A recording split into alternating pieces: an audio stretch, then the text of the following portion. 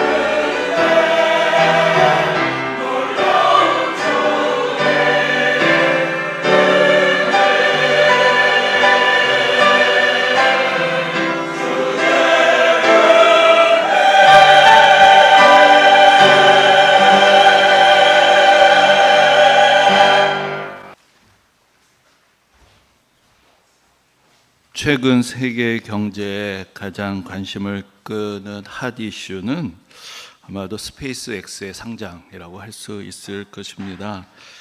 예, 스페이스 X 뭐 아시는 분들 다 잘 아시겠지만은 그 이름에 나와 있죠. 뭐 하는 회사인지. 우주를 향해서 나아가는 회사인데 로켓을 제작해서 제작하는 것을 이제 가장 주된 사업으로 하는 회사인데 이번에 상장을 하자마자 단번에 세계 7위의 기업이 되었습니다. 그래서 이 회사와 테슬라를 가지고 있는 그 창업자이면서 최대 주주인 일론 머스크는 인류 최초로 1조 달러의 재산을 갖게 된, 그래서 백만장자가 아니고 조만장자라는 그런 별명을 얻게 되었다고 합니다. 그런데 이제 뭐 그렇게 큰 대기업이 하나 등장했다라는 거 또 뭐 이슈가 되겠지만은 제가 개인적으로 관심이 있는 부분이 있는데, 이제 보통 이제 뭐 어떤 사업을 시작을 합니다. 그럼 사업을 시작을 할 때 내가 로켓을 만들어서 팔아서 돈을 벌어야 되겠다, 뭐 이런 생각할 수가 있겠죠. 그런데 이제 스페이스X라는 기업이 좀 특이한 것은 처음부터 창립할 때 목표가 무엇이냐, 인류를 화성에 보내겠다 라는 것이 목표였다는 것입니다. 그래서 인류가 지구만이 아니라 화성 그리고 다른 행성에서도 살아갈 수 있게 이 인류를 실어 나르는 그런 일을 하겠다라는 것이 그 회사의 비전이었던 것이죠. 어떻게 생각하면 그냥 어디 공상과학 영화에나 나올 만한 아주 황당한 이야기입니다. 그리고 되게 그렇게 황당한 생각을 가지고 사업을 하면 어떻게 되죠? 되게 다 망하죠. 그런데 이 기업이 망한 게 아니라 세계 최대 기업 중에 하나가 되었다는 것, 이것이 사실은 또 중요한 이슈라고 할 수가 있을 것입니다. 근데 제가 이 이야기들을 조금 보면서 느낀 것이 있는데, 여러분, 우리는 되게 이제 눈앞의 현실에 매여 있고 이 현실에 집중을 해야 현실의 문제를 제일 잘 효율적으로 해결할 수 있을 것이라는 그런 생각을 자주 합니다. 그래서 뭐 미래 이야기나 저 바깥 세상 이야기, 이거는 그렇게 중요하지 않고 일단 현실의 문제가 잘 풀려야 그 다음 문제다라는 생각을 하곤 하는데, 이 스페이스X의 얘기는 멀리 바라볼 때 오히려 현실에서 더 효과적이고 효율적인 그런 방법들을 찾아내고 성공을 시키는 이제 그런 하나의 모델을 보여주기 때문입니다. 그러니까 이런 이야기가 되는 것이죠. 우리는 로켓 한 번, 두 번 쏘고 말 회사가 아니라 인류를 화성에까지 실어 나를 거다. 그러려면 어떻게 되느냐? 제일 중요한 이슈가 어떻게 하면 발사 비용을 최대한 절감할 것인가, 여기에 이제 집중을 하게 되는 것이죠. 그래서 이게 로켓 재사용이라는 획기적인 일들을 해냅니다. 보통 로켓이라는 게 한 번 쏘고 다 없어지는 것이 일회용품이었는데, 그리고 이제 로켓도 쏘면 이따만한 게 하늘에 올라가지만 내려올 때는 요만한 거 하나만, 뭐 낙하산 타고 쭉 떨어지는데, 이제는 그 로켓 부스터 자체가 하늘로 올라갔다가 다시 내려옵니다. 그 혹시 여러분 영상 보셨는지 모르겠는데, 제가 최근에 본 것 중에 가장 놀라운 영상이었는데, 로켓가 발이 달렸어요. 그래서 쭉 내려와가지고 그 착륙 지점에 그대로 탁 내려옵니다. 그럼 옆에서 팔이 있어가지고 탁 그걸 잡아주는데, 어떻게 저런 생각을 했을까? 그래서 똑같은 로켓을 20번 이상 재사용을 하고 있다고 합니다. 그래서 발사 단가가 기존의 나사에서 쏘던 거에 비해서 20분의 1로 떨어졌답니다. 20분의 1. 그러니까 혁신적인 기업이 되고 그렇게 큰 수익을 얻게 되는 것이죠. 근데 어떻게 그렇게 됐느냐? 다른 회사들은 원래 우주 항공 산업이라는 게 국가가 발주하는 거니까 새는 돈이 많죠. 그냥 그거 받으면 돼요. 그걸로 보전하면 되는데, 우리의 비전은 그게 아니다. 인류를 화성까지 실어 나른다. 그러니까 이 정도로 만족할 수 없다. 계속 더 효과적인 방법들을 찾아가면서 그런 성과들을 이루었다는 것입니다. 그래서 어쩌면 우리 인생의 문제를 해결하는 가장 효과적인 방법도 우리 눈앞에 있는 일들의 시선을 한정하고 몰두하는 것이 아니라 더 멀리 내다볼 수 있을 때, 더 큰 것, 더 근본적인 것들을 바라볼 수 있을 때, 그때 오히려 우리의 문제들을 더 잘 해결할 수도 있지 않겠느냐, 그런 생각을 해보는 것입니다. 여러분, 우리가 예수를 믿습니다. 왜 믿습니까? 예수를 믿으면 무슨 도움이 있습니까? 여러분, 우리가 가지고 있는 많은 문제들이 있습니다. 내면의 어떤 정신적인 걱정도 있고, 또 인간관계 문제도 있고, 재정적인 문제도 있고, 많은 힘든 문제들이 있습니다. 그리고 오늘날 그런 문제들을 도와줄 수 있는 여러 가지 수단들이 있습니다. 내 마음의 근심을 덜어줄 방법들도 있고, 경제적으로 더 좋은 길들을 안내해 줄 수 있는 방법도 있고, 인간관계를 개선하는 조언들도 많이 우리는 구할 수가 있습니다. 또 도움이 많이 됩니다. 근데 예수를 믿는다는 것은 무엇인가? 멀리 더 높이 볼 수 있는 시야를 갖게 되는 것입니다. 이 우주 만물을 주신 하나님의 은혜 안에 살아가는 하나님의 자녀로서의 정체성을 갖고 진정으로 우리의 내면의 모든 깊은 곳까지 그 모든 죄를 다 용서하시고 우리를 사랑하시는 그 예수 그리스도를 알고 또한 태초부터 저 영원까지 펼쳐지는 하나님의 은혜의 역사를 우리가 깨닫게 될 때, 그리고 온 우주 만물을 다스리시는 그 하나님의 은혜와 권능을 알게 될 때, 그때 우리 삶의 문제가 무엇인지 우리는 더 잘 볼 수 있게 되고 우리 인생에 나아갈 바가 무엇인지를 우리는 더 잘 알 수가 있게 되는 것입니다. 우리가 지금 성경을 하나하나 정리해 봅니다. 특별히 이제 바울 서신을 지금 쭉 정리하고 있는데, 이제 바울이라는 사람 예수 그리스도를 만나고 그 인생이 완전히 변화되었습니다. 오늘 이제 그런 말씀을 좀 더 드리겠지만은, 저는 바울을 보면 가끔 그런 생각이 들 때가 있습니다. 어디서 이 에너지가 나왔을까? 어디서 이 지혜가 나왔을까? 바울은 예수 그리스도를 만나면서 이 세상이 다 보이기 시작하는 것이죠.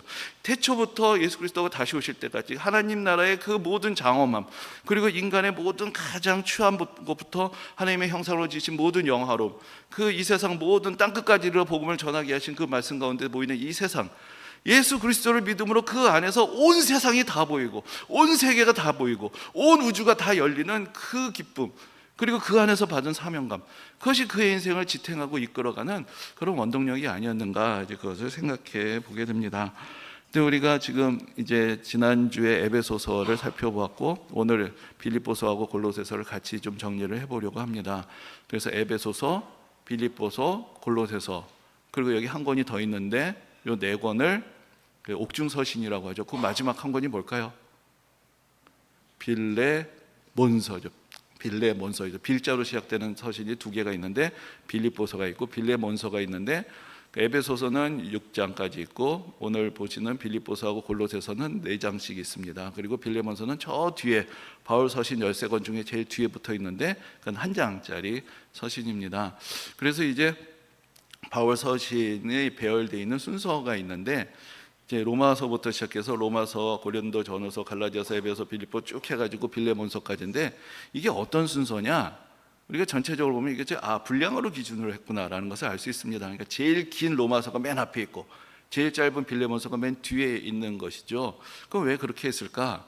오늘날에는 우리가 출판을 인쇄로 해서 출판을 하지만 옛날엔 사람이 다 손으로 썼죠. 그러면은 어떤 종이 그 양피지 같은 것의 크기가 제한이 되어 있습니다. 그러면 그 제한되어 있는 그 용지에 효과적으로 쓰려면 가장 긴 것부터 써야지 가늠을 하고 나중에 대처하기가 쉽겠죠. 근데 짧은 것부터 쓰다 보면은 나중에 긴 게 아직도 남아 있으니까, 그러니까 이제 바울 서신 13권을 묶어서 이제 같이 회람을 하고 은혜를 받을 때 항상 이제 가장 긴 것부터 손으로 필사를 해서 기록을 해야 된다라는 그런 전통이 생긴 것입니다. 근데 그러다 보니까 우리한테 생긴 좀 어려움이 있는데, 바울 서신을 순서대로 읽어가다 보면은 시기적으로 들쑥날쑥한 거죠. 어떤 서신은 더 먼저 쓰여진 게 더 뒤에 있고 더 나중에 쓰여진 게 더 앞에 있고 하니까 공부를 하면서 가다 보면 이리로 갔다 저리로 갔다 해야 되는 좀 그런 어려움이 있습니다. 그래서 제가 좀 정리를 하면서 말씀을 드리지만, 일단 기준은 바울이 몇 번 선교 여행을 했다고 말씀드렸죠? 3번. 그러니까 3번 중에 어떤 배경에서 어느 때의 서신이 쓰여졌는가, 그것을 좀 더 이해하시면 그 서신들의 그 이야기를 좀 더 맞춰갈 수가 있습니다. 그런데 이제 지난주에 옥중서신, 이 옥중서신 4권은 어디서 쓴 것이죠? 감옥에서 쓴 것이죠. 그러니까 이것은 선교 여행 중이 아니고 선교 여행을 다 마친 후에 나중에 재판을 받기 위해 로마의 감옥에 갇혀 있을 때 쓴 그런 서신이 되는 것이고, 그런데 그 서신을 보냈던 그 교회 하나하나는 바울과 대개 그 선교 여행 중에 인연이 맺어진 이제 그런 교회들이 됩니다.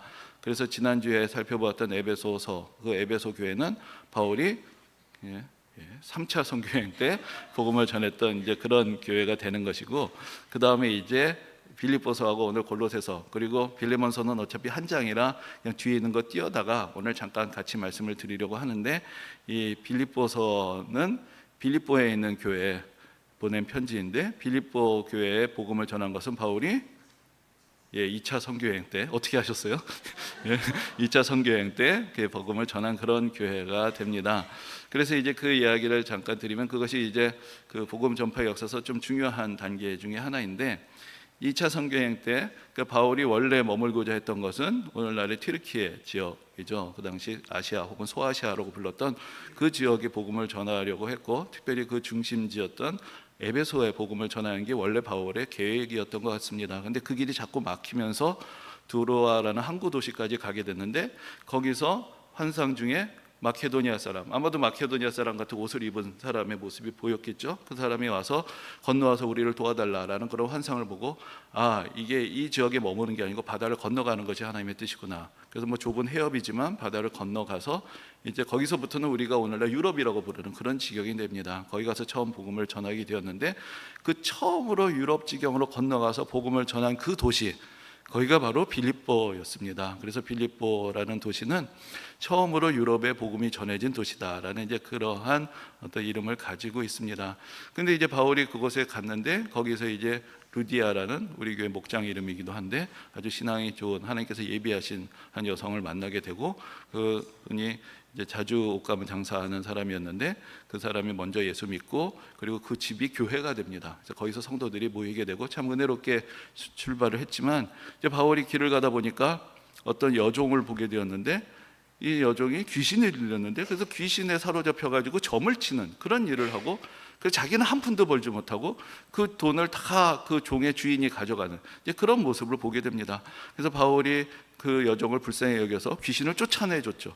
쫓아내줘서 이 귀신으로부터 이 여종을 해방시켜줬는데, 주인이 보기에는 이 점치는 능력이 사라져 버리니까 우리 장사 망쳐먹었다. 그래서 막 소란을 피우고 바울을 고발을 해서 결국 바울이 거기서도 한 번 또 옥에 갇힙니다. 그러니까 바울이 사실 여러 번 옥에 갇혔는데 거기서 또 감옥에 갇히게 됐는데, 이 바울과 그때 바울과 함께 복음을 전했던 실라, 이게 고구려 백자 신라의 신라가 아니고 신라, 성경에도 신라가 있구나, 백제는 없나 그러지 마시고 신라가 아니고 신라가 되는데, 신라하고 바울이 같이 이제 감옥에서, 또 이 사람들 참 대단한 사람이죠. 아이고, 통성기도를 한 게 아니고 찬송을 불렀어요. 근데 찬송을 불렀는데 어떤 일이 벌어졌느냐? 여러분들 다 아시는 얘기 이렇게 모르시는 것처럼 듣고 계신지 모르겠는데, 그래서 감옥 문이 열려버렸습니다. 감옥이 깨지고 감옥 문이 열렸는데, 그게 첫 번째 기적이고, 두 번째 기적은 그런데도 이 사람들이 도망가지 않았다는 거죠. 참 그것도 참 놀라운 일이에요. 드디어 감옥 문이 열렸다. 잽싸게 도망쳤을 것 같은데 도망치지 않고 거기 그대로 있었어요. 근데 이제 간수가 그것을 보고, 당연히 감옥문이 열렸으니 죄수들이 다 도망갔을 거라고 생각을 한 거죠. 그럼 그 모든 책임은 간수가 뒤집었으니까 이래 죽나 저래 죽나, 나 더 이상 너무나 두려운 거예요. 그래서 거기서 자결을 하려고 하는데 아마 바울과 신라는 그걸 알았던 것 같아요. 그래서 우리가 여기 그대로 있다. 그래서 그 사람을 멈춰 세우니까 이 사람이 정말 두 가지에 다 놀란 거죠. 갑자기 밤에 감옥의 문이 열린 것도 놀라운데, 이 사람들이 그랬는데도 도망가지 않고 자기의 목숨을 아끼고 있다는 이 놀라운 사실, 거기서 넙적 엎드리게 되고, 내가 어떻게 하여야 구원을 얻겠습니까? 라고 얘기합니다. 그때 바울이 아주 유명한 말씀을 하는데, 주 예수를 믿으라, 그리하면 너와 내 집이 구원을 얻으리라. 그 이야기를 하게 되고, 거기서 이제 그 사람이 회개하고 예수 믿게 되는 그런 역사가 또 일어나게 됩니다. 하나님의 은혜와 또 고난의 역사가 같이 있었던 이제 그런 도시가 되는 것이기 때문에 바울로서는 또 깊은 또 관심을 갖게 되는 그런 도시였을 것입니다. 근데 이제 그 이후에 이제 이야기들을 우리가 또 보게 되는데, 바울이 그때가 지금 빌립보에 복음을 전했을 때가 몇째 선교여행이었죠? 2차 선교여행이었는데, 그리고 이제 3차 선교여행까지 마치게 되죠. 그리고 나서 지금 바울은 어디에 있냐면 옥에 갇혀 있습니다. 근데 이제 그 사이에 빌립보 교회가 바울을 여러 방면으로 후원을 했습니다. 그러니까 바울이 원래 처음에 파송한 교회는 더 동쪽에 있는 안디옥 교회였는데, 바울의 선교 여행이 점점 확장이 되면서 거기까지 안디옥 교회가 후원하기 좀 어려웠겠죠. 근데 그 중간에 있던 빌립보 교회가 바울을 위해서 여러 가지 물질적으로도 후원을 하고 바울을 위해서 기도해주는 바울의 파송교회 같은 후원교회가 되었던 것입니다.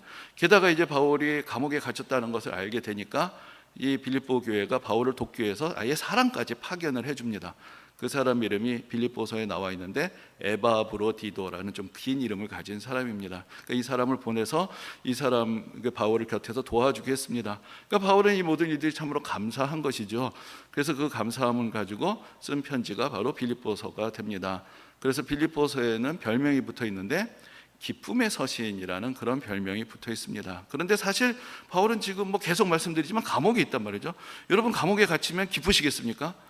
기쁨은 말도 꺼내지 못하게 되겠죠. 더 비통함, 참담함을 느끼게 될 텐데, 바울은 그곳에서 기쁨을 느낍니다. 바울은 그의 고난조차도, 내가 예수를 박해하던 사람인데 내가 예수 그리스도를 전하는 사람이 되어서 예수 그리스도와 함께 고난당한 그 사실까지도 그는 기뻐하였고, 또 자기를 사랑하는 성도들의 사랑을 또 함께 누리게 된 것도 기쁘고 감사한 일이었습니다. 그리고 그 감옥 안에서 그가 행하였던 모든 일들을 기도하고 다시 돌아보며 하나님의 은혜를 더 깊이 깨닫게 됐을 때, 그는 감옥 안에서 참 옥중 서신이면서 기쁨의 서신이라는 이 모순적인 서신을 써내게 되었던 것입니다. 그리고 이제 고린도서 같은 경우에는 또 좀 상황이 다릅니다. 그러니까 이 빌립보서는 바울이 가고 세우고 알고 있는 성도들에게 보낸 편지인데, 골로새 교회는 바울이 세운 교회가 아니었습니다. 그러니까 바울이 아직 한 번도 골로새 교회는 가본 적이 없었던 것이죠. 그럼 왜 서신을 쓰게 되었느냐? 자, 이제 여러분, 순서가 왔다 갔다 하는데 그건 저 때문이 아니고 성경의 순서가 그렇기 때문이니까 좀 이해를 해주시고, 자, 이제 다시 3차 선교여행으로 갑니다. 3차 선교여행 때 바울이 에베소에 오래 머물면서 3차 선교여행 때 에베소에 3년을 머물렀습니다. 복음을 전했는데 골로새는 에베소에서 그렇게 멀지 않은 곳에 있습니다.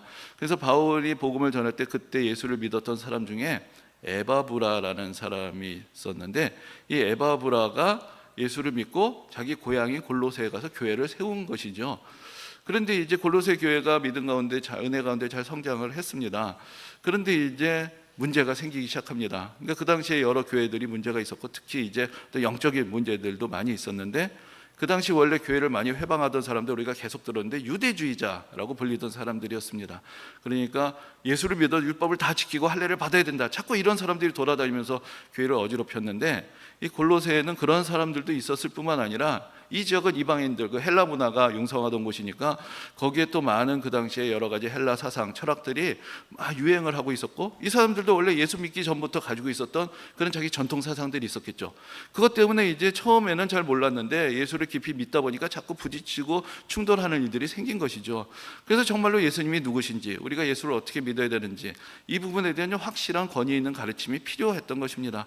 그러니까 이제 에바브라가 이 고린도 교회의 복잡한 사정을 이 감옥에 있는 바울에게 알립니다. 아니, 지금 바울 걱정을 자기가 해줘야지, 바울에게 밖에 걱정까지 얹어주면 어떡하냐, 그런 생각도 드는데, 그 바깥 사람들은 그렇게 생각했던 것 같아요. 바울은 그 정도 할 수 있다, 바울은 지금 갇혀있지만 우리 문제도 대신 고민해 줄 사람이다. 그래서 아무튼 그 문제를 가지고 바울에게 전했고, 바울이 그 이야기를 듣고 고린도 교회 가운데 이 신앙의 핵심, 예수 그리스도는 누구신가, 예수 그리스도를 어떻게 믿어야 되는가, 이 세상의 학문, 철학, 종교, 그거보다 더 뛰어나신 예수 그리스도에 대한 믿음, 이제 그것을 전하는 그런 서신을 쓰게 된 것입니다. 그리고 이제 한 가지, 이제 빌레몬서는 잠깐 말씀을 드리면, 빌레몬서는 한 장밖에 안 되는 그 신약 성경에 있는 가장 짧은 책 중에 하나인데, 그리고 이름이 빌레몬서인데, 다른 서신들 우리가 지금까지 본 거 로마, 고린도, 에베소, 빌립보, 이건 딱 도시 이름입니다. 근데 빌레몬서는 사람 이름입니다. 그러니까 빌레몬이라는 사람에게 쓴 편지가 되는 것이고, 또 이 서신을 쓴 빌레몬이 사실 골로새에서 살던 그런 사람이었습니다. 근데 어떻게 이 한 사람에게 서신을 쓰게 되었느냐? 이 빌레몬이라는 사람 집에 오네시모라는 종이 있었는데, 이 주인 집에 뭔가 문제를 일으키고 도망을 갑니다. 도망을 갔는데 로마까지 왔다가 거기서 바울을 만났는데, 하필이면 바울이 빌레몬을 아는 사람이었어요. 그러니까 바울 입장에서는 참 희한한 하나님의 은혜죠. 이 사람은 정말 무슨 설교 시간에 그런 얘기 하려니까 빼겠습니다. 부처님 손바닥이라고 얘기하려다가 이 빌레몬으로부터 도망을 왔는데 빌레몬 친구를 만난 거예요. 그런데 이제 바울도 그것을 보고 뭔가 하나님께서 자기에게 맡기신 역할이 있다는 생각이 드는 것이죠. 그래서 두 사람을 화해를 시켜야 되겠다. 이 사람이 이제 회개했고, 무엇보다도 우리의 형제가 되었다. 그래서 이제 오네시모를, 너 이렇게 도망 다니지 말고 돌아가고 만약에 돈 문제가 있다면 그것까지 내가 다 계산을 해주겠다. 그렇게 돌려보냅니다. 근데 빌레몬서가 중요한 것은 이제부터 이 사람은 종이 아니고 형제다라는 선언에 있습니다. 그러니까 그 선언 안에서, 로마 제국 안에서, 그 철저한 신분제 사회 안에서, 교회 안에서는 신분제가 어떻게 허물어지고 있었는가, 종과 주인이 그리스도 안에서 한 형제가 되어가는 그런 모습을 보여주기 때문에 한 장짜리지만 그 서신도 아주 중요한 그런 서신이라고 할 수가 있습니다. 그럼 이제 다시 그 빌립보서하고 골로새서 이야기를 잠깐 돌아와 보면은, 아까 말씀을 드렸지만은 그 빌립보서는 참 은혜로운 서신입니다. 기쁨이 충만한 서신인데, 그런데 빌립보서에서 또 바울이 특별히 강조하고 있는 것이 있습니다. 그의 기쁨의 원천은 어디 있었는가?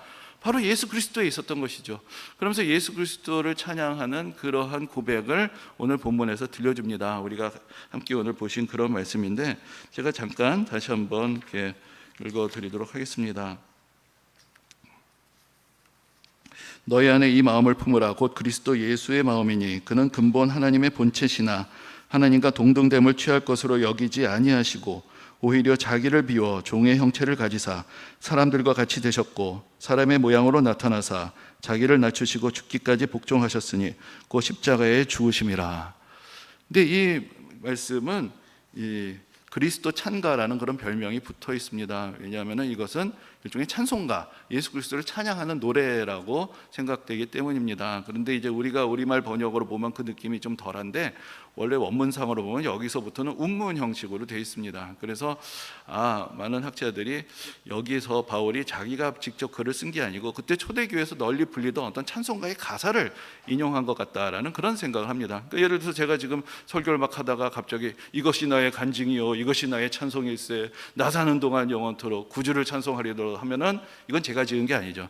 찬송가의 가사를 그냥 인용을 해서 은혜를 같이 나누는 것입니다. 그러니까 그런 것 갑자기 분위기가 달라지니까 이거는 원래 바울만의 고백이 아니라 초대교회가 같이 이렇게 고백을 했다라고 보는 것입니다. 근데 여기서 중요한 것이 무엇이냐면은 예수님이 우리 위해서 십자가에 달려서 돌아가셨다. 우리가 이것은 매일 늘 기억하고 있는 말씀입니다. 근데 바울은 어떻게 시작하냐면은 예수 그리스도는 바로 하나님의 본체시고 본래 하나님과 동등한 분이셨다. 그런데 그분이 낮아지신 것이다 라는 것을 우리에게 가르쳐주고 있습니다. 그래서 여기서 오히려 우리가 다시 한번 주목하게 되는 것은 예수 그리스도는 누구신가? 우리 위해서 고난당하신 예수 그리스도. 그런데 그분이 원래 어떤 분이셨느냐?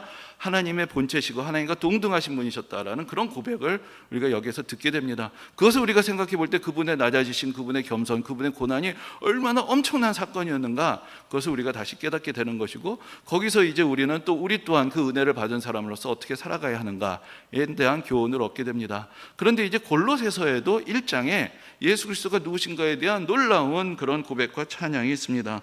골로새서 1장 15절부터 이렇게 말씀합니다.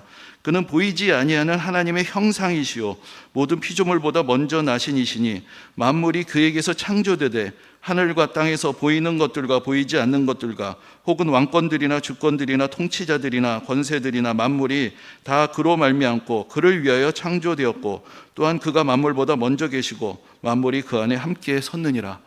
예수님은 누구시냐?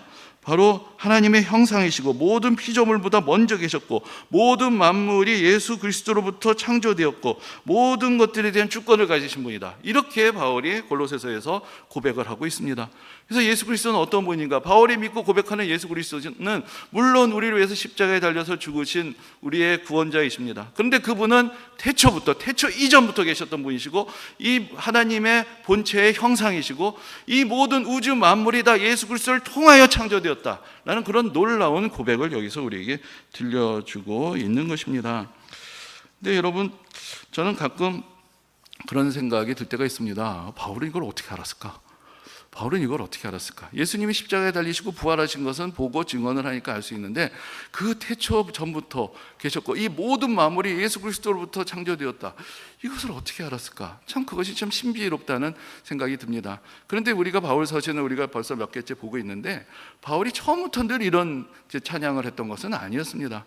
그런데 바울도 사실은 바울뿐만 아니라 예수님의 제자들도 처음에는 예수님을 그냥 구약 성경에 기록되어 있는 메시아다라고만 생각을 했지만 그분을 보고 겪고 경험하고 특별히 성령이 임하시고 더 사역의 현장에서 예수 그리스도의 이름의 능력이 나타나는 거 보면서 그분이 누구신지를 점점 더 깊이 깨달아가는 그런 과정이 있었던 것을 볼 수 있습니다. 바울도 마찬가지였던 것이죠. 그래서 바울이 결국은 옥에 갇혔을 때 그에게서는 그리스도를 향한 찬양이 터져 나오는 것입니다. 내가 이렇게 내 목숨 다해서 사랑하고 전하는 이 예수 그리스도, 내 평생을 헌신했던 이 예수 그리스도는 누구신가?